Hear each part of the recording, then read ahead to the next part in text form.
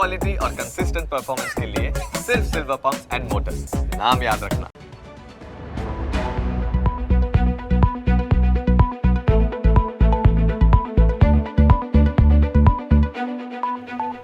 In association with Tirupati Edible Oils, દરેક તહેવાર healthy તહેવાર। નમસ્કાર, તમે જોઈ રહ્યા છો ન્યૂઝ કેપિટલ અને હું છું કુશાગ્ર। સમાચારની શરૂઆત કરવાના છે, પરંતુ તે પહેલા નજર કરી લઈશું હેડલાઇન્સ પર। પોલીસની કામગીરી વચ્ચે ઉઠ્યા સવાલ। પોલીસે ગેરકાયદે કાર્યવાહી કરી હોવાની હાઈકોર્ટમાં ફરિયાદ। રાજકોટ ક્રાઇમ બ્રાન્ચના ડીસીપી સહિતના અધિકારીઓને હાઈકોર્ટનું તેડું।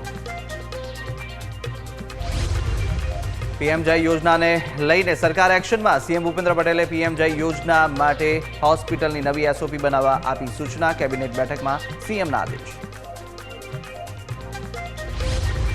આદિવાસી નેતાઓમાં ફરી શરૂ થયું વાકયુદ્ધ। ભીલ પ્રદેશની માંગ પર સાંસદ મનસુખ વસાવાએ કહ્યું અશક્ય। આદિવાસી સમાજને ગુમરાહ કરે છે ચેતર વસાવા।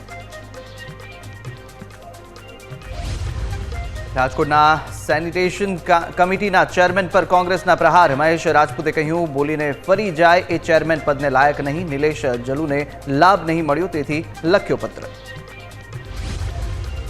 ઝારખંડના ધનબાદમાં મતદાન વચ્ચે બીજેપી ઉમેદવાર શત્રુઘ્ન મહાતો અને રોહિત યાદવના સમર્થકો વચ્ચે ઘર્ષણ। તો મહારાષ્ટ્રમાં બિટકોઇન અને કેશ કૌભાંડ પર ઘમાસાણ।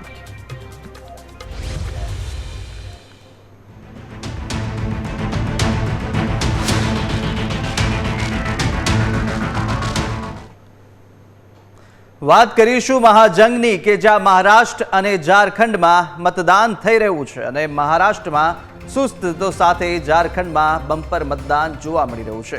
મહારાષ્ટ્રમાં બપોરે 1 વાગ્યા સુધીમાં 33% મતદાન થયું।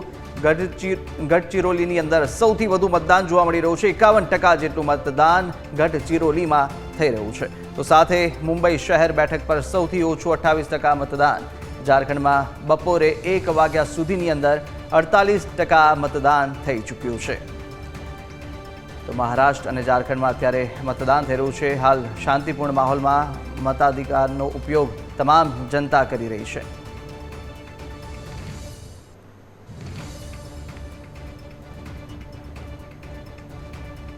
मैक्सिमम लोगों ने वोटिंग करना चाहिए। मेरा तो कहना यह है कि इसके लिए कानून बनाने की आवश्यकता है। हर आदमी ने कंपलसरी वोटिंग करना ही चाहिए। उसके लिए कानून बनने की भी आवश्यकता है कि भाई इतना वोटिंग कम होता है 40%, 50%, 55%, ऐसा ये अच्छी बात नहीं है। इसीलिए जो वोटर्स जिंदा है, जो वोटर्स मतलब वोट कर सकता है, उन्होंने घर से वोट करना है या यहाँ कर वोट करना है, तो वोटिंग कंपलसरी करना चाहिए। अगर इतना वोट कम हो रहा है तो मुझे लगता है कि पार्लियामेंट में इसके संबंध में कानून बनाने की आवश्यकता है। તો મહારાષ્ટ્ર અને ઝારખંડમાં અત્યારે મહાજંગ જોવા મળી રહ્યો છે અને આ મુદ્દે આપણે ચર્ચા કરવાના છે। આપણી સાથે બીજેપીના નેતા પ્રશાંતભાઈ જોડાઈ ચૂક્યા છે અને સાથે કોંગ્રેસના નેતા પાર્થિવરાજસિંહ ગોહિલ પણ આપણી સાથે જોડાયા છે। આપ બંનેનું સ્વાગત છે। સૌપ્રથમ આજનો જે મહાજંગ છે અને મહારાષ્ટ્રની જ વાત કરીએ કે અત્યારે મહારાષ્ટ્ર પર અનેક એકબીજા પર આરોપ લગાવવામાં આવી રહ્યા છે। વાકયુદ્ધ જોવા મળી રહ્યું છે। ખુલાસો લોકો કરી રહ્યા છે નેતાઓ, પરંતુ આ તમામ વચ્ચે મતદાન અત્યારે થઈ રહ્યું છે અને મતદાનને આપ કેવું લાગે છે આ વખતનું મતદાન, જ્યાં ઠંડુ નીરસ મતદાન અત્યાર સુધીના જે આંકડા આવી રહ્યા છે મહારાષ્ટ્રમાં તેવા જોવા મળી રહ્યા છે। પ્રશાંતભાઈ, સૌપ્રથમ આપની પ્રતિક્રિયા।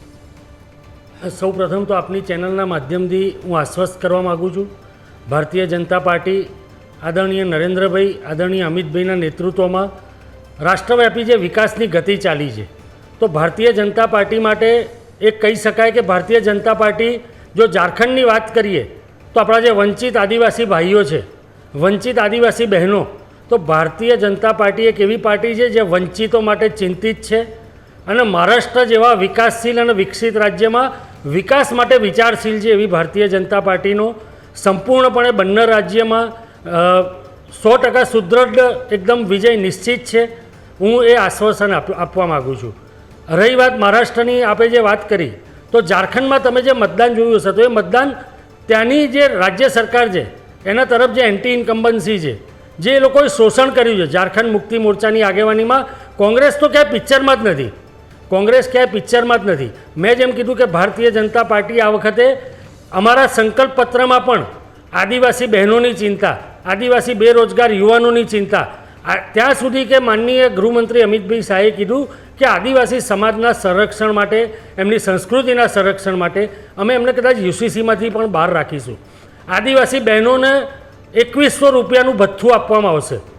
આજે આ બધી યોજનાઓ જાહેર કરીને લોકોને એવો વિશ્વાસ છે, આદિવાસીઓને એવો વિશ્વાસ છે કે ભારતીય જનતા પાર્ટીના કેરેક્ટરમાં જે અંત્યોદયનો વિચાર રહેલો છે, સમાજના છેવાડાના માનવી સુધી પહોંચવું, સમાજના વંચિતનો વિકાસ કરવો, સમાજના વંચિતનું જીવન ધોરણ આગળ લાવવું, એના માટે ભારતીય જનતા પાર્ટી એટલા માટે કરી શકે છે કારણ કે ગેર ભારતીય જનતા પાર્ટીઓએ જે કોંગ્રેસ શાસિત રાજ્યો હોય અથવા કોંગ્રેસની જે સંલગ્ન પાર્ટી હોય એમણે કેવળ આદિવાસીની ગરીબની વિકાસની કેવળ વાતો જ કરી છે. ભારતીય જનતા પાર્ટી એક એવી પાર્ટી છે કે જે આ દેશમાં આપણા આદિવાસી સમાજના એક બહેનને મહામહિમ રાષ્ટ્રપતિ પણ બનાવી શકે છે.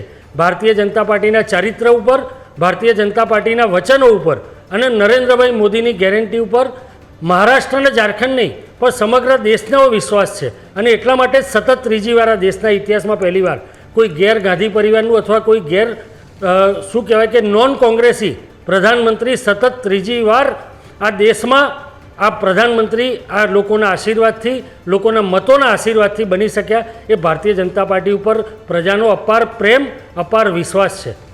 બિલકુલ, આપણી સાથે પાર્થિવ રાજસિંહ પણ જોડાયેલા છે. પાર્થિવ રાજસિંહ, વિકાસની વાતો, ગેરંટીની વાત અને સાથે સાથે કહ્યું છે કે લોકોને વિશ્વાસ છે વિકાસ પર અને તેને લઈને આ ઇલેક્શન છે મહારાષ્ટ્રમાં પણ ક્યાંક મહાયુતિ આગળ આવી રહી છે. શું કહેશો આપ આ ઇલેક્શનને કેવી રીતે જુઓ છો? કયા મુદ્દા આપના કામ કરી રહ્યા છે?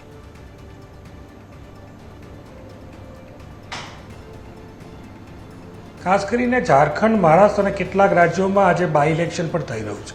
ત્યારે સ્પષ્ટપણે અત્યારનું જ્યારે ભારતીય જનતા પાર્ટીના પ્રવક્તાને સાંભળતો હતો ત્યારે મને એવું લાગતું કે વારંવાર કોઈ લખેલી સ્ક્રિપ્ટ વાંચી રહ્યા હોય એવું લાગતું હતું. આદિવાસીની ચિંતા કરવાની વાત કરી રહ્યા હોય ત્યારે એ જ ઝારખંડના ચૂંટાયેલા મુખ્યમંત્રીને જેલમાં પૂરવાનું પાપ, ખોટી રીતે પૂરવાનું પાપ પણ ભારતીય જનતા પાર્ટીની સરકારે જોયું. એ અન્યાય આદિવાસીઓ જોડે કઈ રીતે થઈ રહ્યો છે એ ઝારખંડની જનતાએ જોયું. સાથે સાથે જે આદિવાસીઓને અત્યાર સુધી વનવાસી કહેતા હતા અને આજે આદિવાસી બોલવું પડ્યું છે, ફરજ પડી છે, એ પણ સ્પષ્ટ થાય છે. બીજી વાત કરીએ કે જે આદિવાસીઓના જંગલ છે, જંગલ જમીનના હક અધિકાર, ભૂતકાળની યુપીએ સરકારે જે એમને જંગલ જમીનના અધિકારનો જે કાયદો બનાવ્યો અને જેના આધારે એ જંગલ જમીનના હક અધિકાર જે આદિવાસી ભાઈઓને બહેનોને મળવા જોઈએ એનાથી આ સરકાર વંચિત રાખી રહી છે. અને બીજી બાજુ આ સરકાર આ જંગલો છે, ધારો કે છત્તીસગઢની વાત કરીએ તો હસદેવ જેવું જંગલ છે અને એ જ પરિસ્થિતિ ઝારખંડમાં થઈ રહી છે કે એમના માનીતા ઉદ્યોગપતિઓને આપી અને ક્યાંક ને ક્યાંક આદિવાસીઓની પોતાની જમીન, પોતાના જંગલો છીનવવાનું પાપ પણ આદિવાસીઓના વિરુદ્ધમાં ભારતીય જનતા પાર્ટી વારંવાર કરતી આવી છે. કેટલું આદર અને સન્માન મહામહિમ રાષ્ટ્રપતિ માટે રાખે છે એ પણ જ્યારે આપણે જોયું, જ્યારે નવું જે આપણું જેને કહી શકાય કે આપણી સંસદ નવી બની રહી હતી અથવા તો રામ મંદિરના ઉદ્ઘાટનમાં, ત્યારે એમને આદરણીય આપણા રાષ્ટ્રપતિ, આદિવાસી રાષ્ટ્રપતિ યાદ નહોતા આવ્યા. બીજી વાત કરીએ, જે મહારાષ્ટ્રની વાત કરીએ, મહારાષ્ટ્રમાં છેલ્લા 5 વર્ષમાં પ્રજાએ આપેલા જન ચુકાદાને માન આપ્યા વગર જે પ્રકારની શામ, દામ, દંડ, ભેટ, જે પ્રકારની નીતિનો દુરુપયોગ કર્યો, જે પ્રકારે જેના માટે એવું કહી શકાય કે ભાજપ માટે એવું કહી શકાય કે એસા કોઈ સગા નહીં જિસકો ભાજપાને ઠકા નહીં. એટલે કે શિવસેનાને ત્યાં તમે જુઓ કે તેના 2 ભાગ કર્યા. અકાલી દળની જોડે શું કર્યું, આપણે નવીન પટનાયક, બીજુ પટનાયક જોડે શું કર્યું. એટલે સ્પષ્ટપણે દેખાય છે કે એમની જોડેની પાર્ટીઓને પૂરા કરવાનું કામ એ ભારતીય જનતા પાર્ટીએ આસ્તીનના સાપની જેમ વારંવાર કર્યું છે એના પુરાવા છે. આજે ભાઈ ભાઈની સામે મૂકવાનું કામ એ રાજનીતિ હંમેશા ભારતીય જનતા પાર્ટી કરી રહી છે. અત્યારની જે ચુનાવ છે, અત્યારના જે ઇલેક્શન છે, મહારાષ્ટ્ર હોય કે ઝારખંડ, આમાં 2 વિચારધારા વચ્ચેના આ ઇલેક્શન છે. પહેલો મુદ્દો એ છે કે જે ભારતીય રાષ્ટ્રીય કોંગ્રેસ વાત કરી રહી છે પ્રેમની, સદભાવની, ભાઈચારાની. બીજી બાજુ છે ભાજપના નેતાઓ કે જે વાત કરી રહ્યા છે નફરતની, ઝઘડાની, બટવારાની. હવે આ જનતાએ નક્કી કરવાનું છે કે પ્રેમ, સદભાવ, ભાઈચારાની જોડે રહેવું જોઈએ કે આ નફરત ફેલાવનારા લોકો જોડે રહેવું જોઈએ. એ નક્કી કરવાનો સમય, મરાઠા સ્વાભિમાનનો સમય, ઝારખંડના આદિવાસીઓના સ્વાભિમાનનો સમય, એ સ્વમાન માટે થઈને આજે જે મતદાન થઈ રહ્યું છે એ દિશામાં મતદાન થઈ રહ્યું છે. બિલકુલ, ભારતીય રાષ્ટ્રીય કોંગ્રેસે હંમેશા જે વાયદા કર્યા છે એ પૂરા કર્યા છે. એ કર્ણાટક હોય કે તેલંગાના હોય, એ વારંવાર જે પ્રોમિસીસ આપ્યા છે, અમે 15 લાખ જેવા જુમલા નથી આપ્યા, અમે 2 કરોડ જેવા જૂઠા વાયદા નથી કર્યા. જે કહીએ છીએ એ કરીએ છીએ. કથની અને કરનીમાં કોઈ ફેર નથી હોતો, જ્યારે ભારતીય જનતા પાર્ટીની કથની ને કરનીમાં આસમાન જમીનનો ફેર છે. આજે ગુજરાત રાજ્યમાં 30 વર્ષથી ભાજપને ચૂંટીને મોકલે છે, ત્યારે અહીંના ભાઈઓ બહેનોને દિવાળી કે ઉત્તરાયણ કે હોળી ઉપર 500માં બાટલો નહીં આપે, પણ કાશ્મીરમાં જઈને કહેશે કે અમે તમને ઈદ અને મોહરમના દિવસે 500માં બાટલો આપીશું. એટલે આ તકવાદી રાજકારણ પણ આ દેશના લોકો, મહારાષ્ટ્રની જનતા, ઝારખંડની જનતા જોવે છે. એટલે એમને ખુલ્લા પાડવાનું કામ એ પોતાના જ મોડે ખુલ્લા પડે છે. જુઠ્ઠું બોલવું, જોરથી બોલવું, વારંવાર બોલવું અને તકવાદી રાજકારણ કરવું એ ભાજપની માનસિકતા છે. એ માનસિકતા હવે છતી થઈ રહી છે. પ્રશાંતભાઈ, તકવાદી રાજનીતિની વાત આવી. તકવાદી રાજનીતિ કારણ કે કહેવાય છે જે રીતે અત્યારે ઇલેક્શન ચાલી રહ્યું છે, અનેક એવા મુદ્દા પર અત્યારે આક્ષેપ પ્રત્યાક્ષેપ થયા, અનેક આરોપો પણ લાગ્યા છે, ખુલાસા પણ નેતાઓ આપી રહ્યા છે ત્યાં આગળ. પરંતુ જે તકવાદી રાજનીતિની વાત આવી, એનસીપી અને શિવસેનાના પણ 2 જૂથ થયા, એક તમારી સાઈડ છે, બીજા કોંગ્રેસમાં છે. તો આ તમામ વચ્ચે અત્યારે કેવી રીતે અત્યારે માહોલ જોઈ રહ્યા છો? તકવાદી પર આપ શું કહેશો? આપની પ્રતિક્રિયા શું રહેશે? અને સાથે આ ઇલેક્શનમાં શું શિવસેના, એનસીપી ભાજપ માટે કેટલી કારગર સાબિત થવાની છે? મારા મિત્ર કોંગ્રેસના પ્રવક્તા મિત્રશ્રીએ એક સરસ વાત કરી, જે હું ભૂલી ગયો તો એ મુદ્દો એમણે મને યાદ અપાયો. સૌથી પહેલાં એમના જે તકવાદીવાળો જે એમનો જે દલીલ છે એનો હું જવાબ આપું. તકવાદી માનસિકતા એને કહેવાય કે જે વ્યક્તિએ તમારા જ મુખ્યમંત્રીને, તમારા ટોચના રાષ્ટ્રીય કક્ષાના નેતા શીલા દીક્ષિતજીનું અપમાન કર્યું હોય, એ જ વ્યક્તિને તમે તમારે માગીને સીટ લેવી પડે. જે પ્રાદેશિક પાર્ટી 140 વર્ષ જૂની કોંગ્રેસ પાર્ટી સામે ટકી પણ ના શકે એવી પાર્ટી પાસે તમારે ઉત્તર પ્રદેશમાં સીટો માટે તમારે માગણી કરવી પડે અને જે સીટ આપે એ સીટ ઉપર તમારે લડવું પડે, એને તકવાદી રાજકારણ કહેવાય. ભારતીય જનતા પાર્ટી વિશ્વની સૌથી મોટી રાજનૈતિક પાર્ટી છે. રહી વાત મહારાષ્ટ્રની, તો મહારાષ્ટ્રમાં શિવસેનાના 2 ભાગ એટલા માટે પડ્યા કે માનનીય ઉદ્ધવ ઠાકરેજી, આદરણીય બાલાસાહેબ ઠાકરેજીનું જે ચરિત્ર હતું, જે સનાતનવાદી અથવા રાષ્ટ્રવાદી ચરિત્ર હતું, એ ચરિત્રમાં ક્યાંક ને ક્યાંક સમાધાનો કરી કોંગ્રેસની આજે તૃષ્ટિકરણની જે રાજનીતિ છે અથવા ભારતીય જનતા પાર્ટીની સામે કેવળ લડવા માટે બસ તૃષ્ટિકરણ કરો. જ્યારે જાતિની વાત આવે ત્યારે જાતિ ગણનાની વાત કરે, અને જ્યારે ધર્મની વાત આવે ત્યારે કેવળ મુસ્લિમ તૃષ્ટિકરણ, કેવળ લઘુમતી તૃષ્ટિકરણ. આ નીતિના કારણે શિવસેનાએ એની ઓળખ છોડી દીધી. અને એટલે જ શિવસેનામાં રહેલા જે રાષ્ટ્રવાદી લોકો હતા, કે જે લોકો વર્ષોથી શિવસેનાનું જે કેરેક્ટર, જે કન્ટેન્ટ છે એને વરેલા લોકો હતા, એમણે શિવસેના છોડી અને એનું પરિણામ તેની પ્રજાએ આપ્યું છે. ભારતીય જનતા પાર્ટીએ જાતે સરકાર નથી બનાવી. એનસીપી પોતાના પાપે તૂટી છે. આ પરિવારવાદી રાજકારણવાળા લોકો, અને એમણે પોતે જ કીધું આદિવાસીઓના હિતના નામે એમણે હેમંત સોરેનજીનો બચાવ કર્યો. અરે શા માટે ભાઈ? કોઈ ગુનેગાર હોય તો એ બ્રાહ્મણ, પટેલ, આદિવાસી કે હિન્દુ મુસ્લિમ ના હોઈ શકે. આ દેશમાં ગુનેગાર એ ગુનેગાર છે. અમે કેવળ સામાન્ય આદિવાસી, જે લોકો પોતાના રોજી રોટલા માટે જીવી રહ્યા છે, જે મહેનત કરી રહ્યા છે, આ દેશની આદિવાસી નિર્દોષ જનતાની વાત કરીએ છીએ. કોઈ મંત્રી મુખ્યમંત્રી થઈ જાય પણ એમનો વાંક નથી. આ કોંગ્રેસનું એક કેરેક્ટર છે કે એ લોકો ઓલવેઝ પરિવારવાદને વરેલા છે. ભારતીય જનતા પાર્ટી માટે પરિવાર પછી આવે છે, રાષ્ટ્ર પહેલાં આવે છે. અમે નેશન ફર્સ્ટમાં માનીએ છીએ. અમે કોઈ એક વ્યક્તિને એના હોદ્દાના કારણે અમે એને કોઈને બક્ષવામાં નથી માનતા. અને જે કંઈ લોકો છે એના દેશની ન્યાયપાલિકાઓએ સજા કરી હતી. આ દેશની ન્યાયપાલિકાઓએ એમને આરોપી બનાવ્યા હતા. તો ભારતીય જનતા પાર્ટીનો એમાં કોઈ રોલ નથી હોતો. બીજી એમણે એક અગત્યની વાત કરી, જમીનોની વાત કરી. તો જે વાત હું કદાચ કહેવાનું ભૂલી ગયો તો મારા મિત્રએ મને યાદ અપાઈ.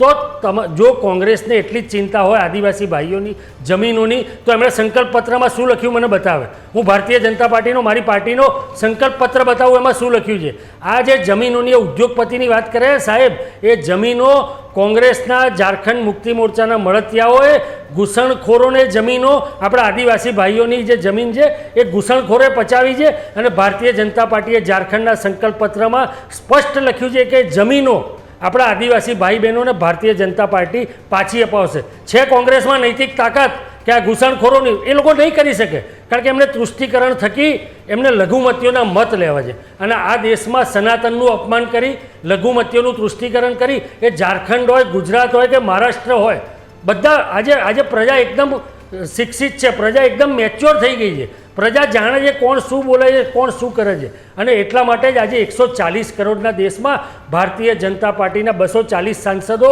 ચૂંટાઈને આવે છે. સતત ત્રીજી વખત માનનીય નરેન્દ્રભાઈ આ દેશનું સુકાન સંભાળી રહ્યા છે. તો કોંગ્રેસે હજુ સકારાત્મક રાજનીતિ તરફ નહીં જાય તો પ્રજા એમના આવા જ બોધપાઠ આપતી રહેશે. અને જેવી દશા ગુજરાતમાં થઈ છે એવી ઝારખંડ અને મહારાષ્ટ્રમાં તો થવાની જ છે. પણ 140 વર્ષ જૂની કોંગ્રેસ પાર્ટીને આજે નેતૃત્વ માટે વલખા મારવા પડે છે. આજે પ્રાદેશિક પાર્ટીઓનો સપોર્ટ લેવા માંડે તો તકવાદ એને કહેવાય. ભારતીય જનતા પાર્ટી કરી રહી છે એ કેવળ રાષ્ટ્રવાદ છે. અને અમારા માટે સત્તા બીજા સ્થાને આવે છે, સેવા પ્રથમ સ્થાને આવે છે. એટલે જ અમારા પ્રધાનમંત્રી પ્રધાન સેવક તરીકે પોતાને ઓળખાવવા માગે છે. અને આપણે સાંભળી લઈએ પાર્થિવ રાશિ પણ કંઈ કહેવા માંગે છે. જી, આપની પ્રતિક્રિયા.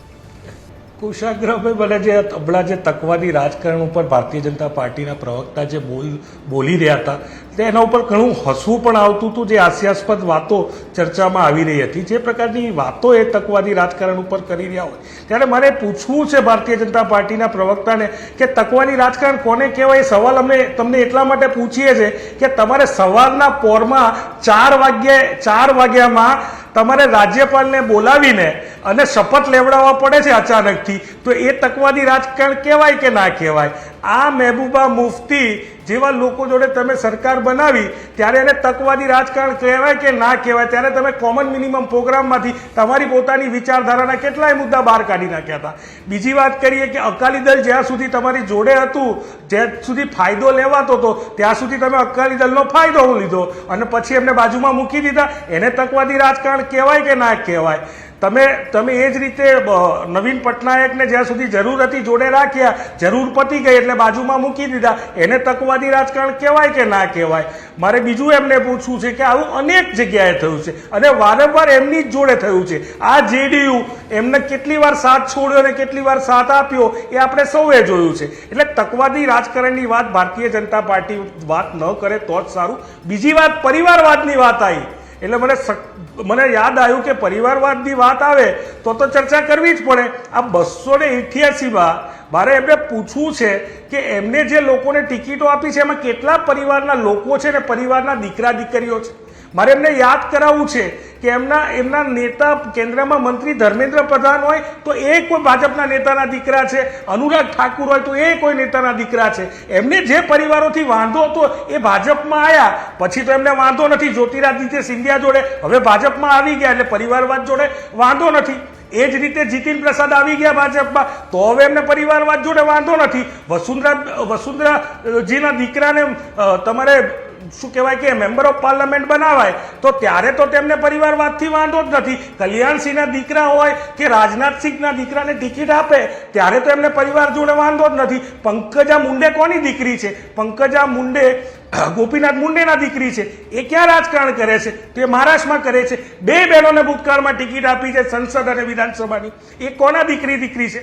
એટલે આ જ પ્રકારની વાતો પરિવારવાદના નામે કેટલાય પરિવારના લોકો ભાજપના નેતાઓના દીકરા દીકરીને જે ટિકિટો આપીને નેતા બનાવ્યા છે એ એમને દેખાતું નથી. અને દયા આવે છે પ્રવક્તા જેવા લોકોની કે જેમની હાલત ખુરશી બિછાવવા સિવાય કંઈ હોતી નથી ભારતીય જનતા પાર્ટીમાં. અને નેતાઓના દીકરા દીકરીઓને મળી જાય છે એનો કદાચ આક્રોશ છે ને આક્રોશ કોંગ્રેસ ઉપર કાઢે છે. હમણાં જે તુષ્ટિકરણની વાત કરતા હતા તો સમગ્ર દેશમાં તો તમે સનાતનના નામે મત માંગો છો, કટોગે તો બટોગે ને આ પ્રકારના નિવેદન આપો છો, એક હોંગે તો સેફ હોંગે. તો તમે કાશ્મીરમાં જઈને ઈદ અને મોહરમ ઉપર 500માં બાટલો આપશું એની વાત શું કામ કરતા હતા? તો એને તુષ્ટિકરણ કહેવાય કે ના કહેવાય? ઈદ અને મોહરમ કોના તહેવાર છે? એ જ રીતે તમે મિઝોરમમાં અને મેઘાલયમાં પ્રચારમાં જાઓ છો, ગોવામાં પ્રચારમાં જાઓ છો તો ગૌમાંસની વાત તો કરતા નથી તમે. તમારા કેરેલાનો ભાજપનો પ્રત્યાશી, સાંસદનો પ્રત્યાશી એવું કહે છે કે અમે ચૂંટણી જીતીશું તો સારું બીફ એટલે કે ગૌમાંસ આપશું. એનો મતલબ શું સમજવો? એટલે ત્યારે તમારા સનાતન ધર્મ માટેનો પ્રેમ ક્યાં જાય છે? એટલે કે જ્યાં સનાતન ધર્મની વાત થાય ત્યાં સનાતન ધર્મના નામે રાજ કરવાનું અને ત્યાં ક્યાંક બીજો મુદ્દો હોય તો બીજા મુદ્દે વાત કરવાનું. એટલે હાથીના દાંત ચાવવાના અલગ છે અને દેખાડવાના અલગ છે. આવા અનેક મુદ્દા ઉપર એટલે જ ચર્ચા થાય. હસદેવનું જંગલ તમે આપી દીધું ઉદ્યોગપતિઓને, તે કોના લીધે આપી દીધું? હમણાં તમે ઘૂસપેઠિયાની વાત કરો છો. ઘૂસપેઠિયા દેશમાં આવ્યા 10 વર્ષથી તમારી સરકાર છે, તો BSF અને જે બોર્ડર ઉપરની જે વ્યવસ્થા તંત્ર છે તો કેન્દ્ર સરકારનું છે. એ ક્યાં રાજ્ય સરકારની પોલીસ થોડી ઊભી રહે છે? તો આ ઘૂસપેઠિયાઓ અંદર ઘૂસ્યા તો તમે બહાર શું કામ ના કાઢ્યા? એનો મતલબ કે તમારી સરકારે નિષ્ફળ ગઈ છે આ ઘૂસપેઠિયાઓને બહાર કાઢવામાં, એમના ઉપર પગલાં લેવામાં. એટલે આ પ્રકારનું જુઠ્ઠું બોલી આ સમગ્ર દેશમાં જ્ઞાતિ, જાતિ, ધર્મ વચ્ચે નફરત ફેલાવી, ભેદભાવ ઊભા કરવા, વર્ગ વિગ્રહ કરાવો, એ ભાજપની માનસિકતા છે, ભાજપના નેતાઓની નિયત છે. ગઈકાલના પણ કિસ્સામાં આપણે જોયું કે કયા પ્રકારે ચૂંટણીની પદ્ધતિમાં અનૈતિક રીતે જીતવાના પ્રયાસ કર્યા છે. તમે જોયું કે એમનો ઓલ ઇન્ડિયાના મહામંત્રી પૈસા જોડે કરોડો રૂપિયા જોડે પકડાય તો એ જે નોટ ફોર વોટનું જે રાજકારણ છે એના ઉપર કંઈ નહીં બોલે. બીજી વાત કરીએ, હમણાં કહેતા હતા કે કોઈ પણ ગુનેગારને છોડવામાં નહીં આવે, પણ જો ગુનેગાર ભારતીય જનતા પાર્ટીમાં દાખલ થઈ જાય અને ખેસ પહેરી લે તો એને ગુનેગારી કરવાનો પરવાનો, એને લૂંટવાનો પરવાનો. આ અશોક ચૌહાણ કોંગ્રેસમાં હતા ત્યારે ભ્રષ્ટાચારી હતા, આ અજીત પવાર જ્યારે કોંગ્રેસ જોડે હતા ભ્રષ્ટાચારી હતા. અને આવા અનેક નામ બતાવું કે જે જ્યારે હમણાં જે કૈલાસ ગેહલોતને લઈને આવ્યા ત્યારે એમના ઉપર ભ્રષ્ટાચારનો આરોપ હતો.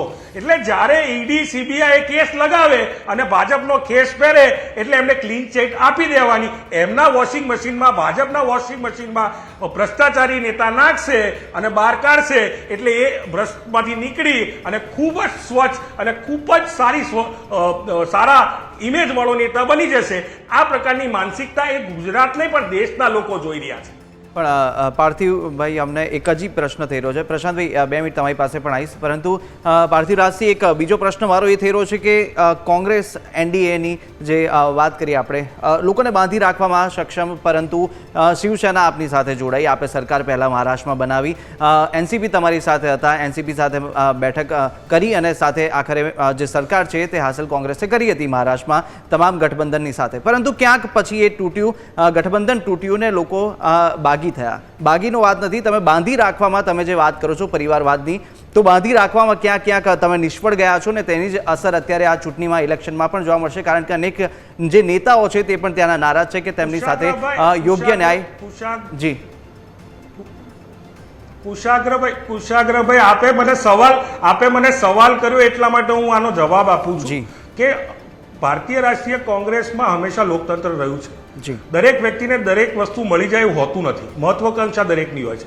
નારાજગી હોય તો પરિવારમાં હોય, પણ આજની પરિસ્થિતિમાં મહારાષ્ટ્રની વાત કરો છો, બાગીઓની વાત કરો છો, તો ભારતીય જનતા પાર્ટીની સામે એનસીપી અજીત પવારના ઉમેદવાર લડતા હોય, ક્યાંક ભાજપ અને એકનાથ શિંદેના ઉમેદવારે પણ સામસામે લડતા હોય, તો એમનું ગઠબંધન નિષ્ફળ ગયું છે એ તો સ્પષ્ટ દેખાઈ આવે છે. એના તો પુરાવા છે અને એમના મેન્ડેટ ઉપર લડી રહ્યા છે. આજે રાજ ઠાકરેના દીકરા માટે થઈ અને સહમતિ નહોતી બની એ પણ હકીકત છે ને. કેટલી સીટો ઉપર એકનાથ શિંદે, અજીત પવાર અને ભાજપ વચ્ચે પણ સહમતિ નથી થઈ અને સામે ઉમેદવારો લડાવવામાં આવી રહ્યા છે. કેટલા ભાજપના, કેટલાક અજીત પવાર જૂથના, કેટલાક એકનાથ શિંદે જૂથના લોકો પણ બાગી થઈને લડી રહ્યા છે. તો એ પણ ક્યાંક ને ક્યાંક નિષ્ફળ ગયા છે, સ્પષ્ટપણે દર્શાવે છે.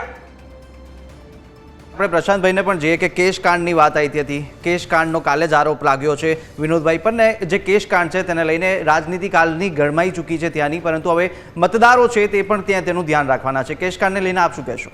સૌથી પહેલાં તો મારા મિત્રએ જે મારા માટે ટિપ્પણી કરી ખુરશી બિછાવવાની, તો હું એમનો આભાર માનું છું. પણ મને એ વાતનો ગૌરવ છે કે હું એવા નેતૃત્વ માટે ખુરશી બિછાવું છું, એવી પાર્ટી માટે ખુરશી બિછાવું છું કે જેણે આ દેશમાં પ્રભુ શ્રી રામનું મંદિર બનાવ્યું.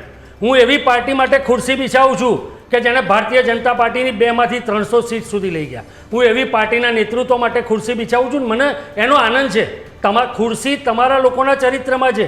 તમને ખુરશી વગર ઊંઘ નથી આવતી. કોંગ્રેસ સત્તા વગર પાણીની માછલીની જેમ તડફડતી હોય છે, એટલે એમને ખુરશી બિછાવવાનું ને બધું રાજકારણ યાદ આવે. મને એ વાતનો આનંદ છે કે મારું નેતૃત્વ કોઈ વિદેશી નેતૃત્વ નથી. મારું નેતૃત્વ, મારો નેતા એવો નેતા નથી કે આ દેશમાં જ્યારે કુદરતી પીડા હોય, આ દેશમાં જ્યારે કુદરતી આફત હોય, આ દેશમાં જ્યારે કંઈ પણ અણઘડતો બનાવ બન્યો તો મારો નેતા વિદેશમાં વેકેશન માણતો હોય. મારું એવું વિદેશી નેતૃત્વ નથી.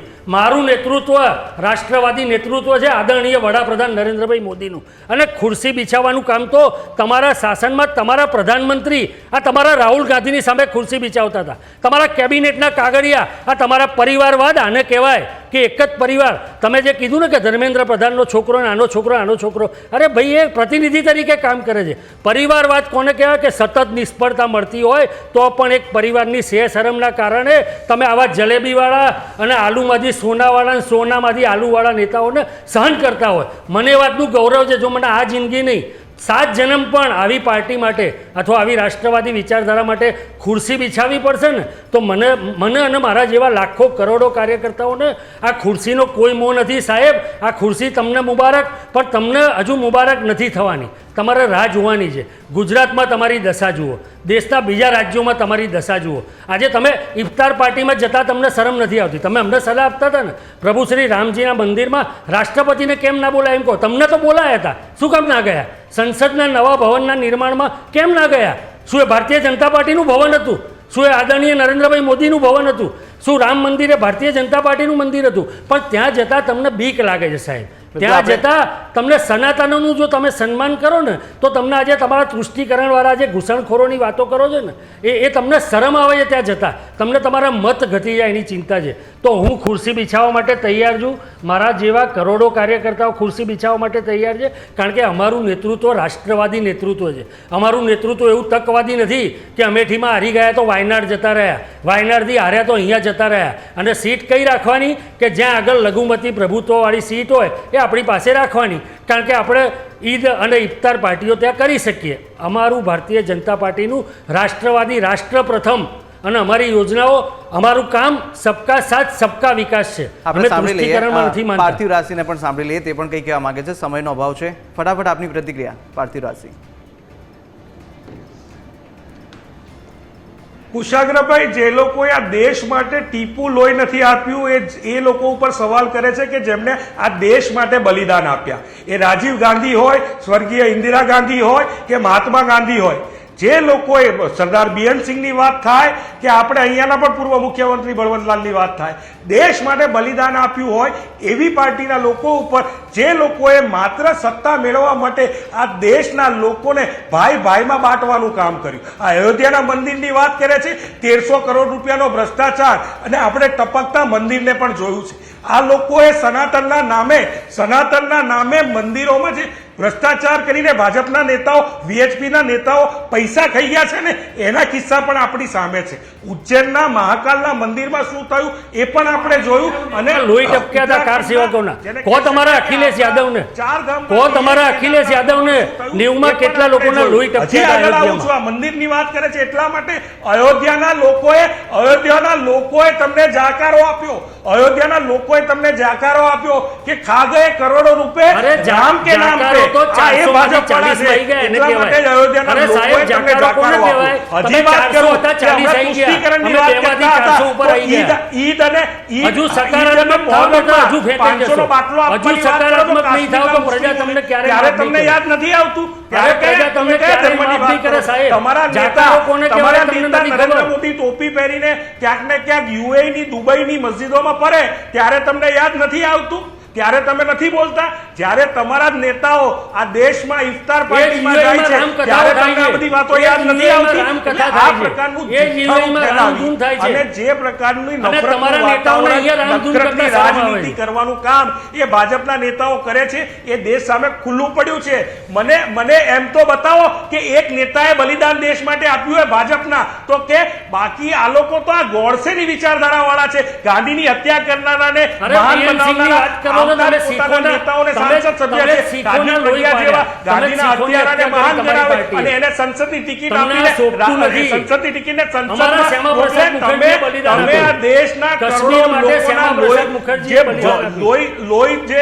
જે લોહી નીકળ્યા છે ને એના માટે તમે જવાબદાર છો. આજે નાઇજીરિયામાં જઈ શકાય છે, મણિપુરમાં પ્રધાનમંત્રી નથી જઈ શકતા. શું મણિપુર આ દેશનો હિસ્સો નથી?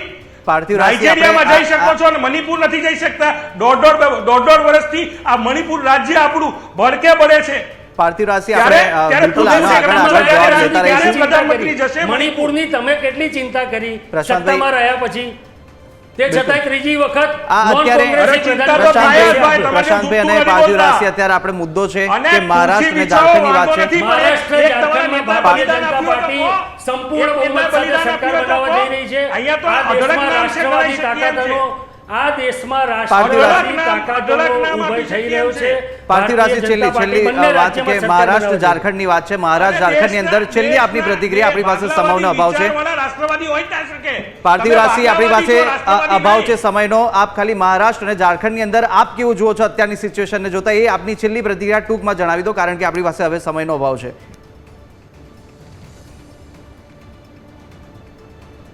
ઝારખંડ અને મહારાષ્ટ્રની ચૂંટણીમાં મહારાષ્ટ્રના મરાઠા સ્વાભિમાનની આ ચૂંટણી છે.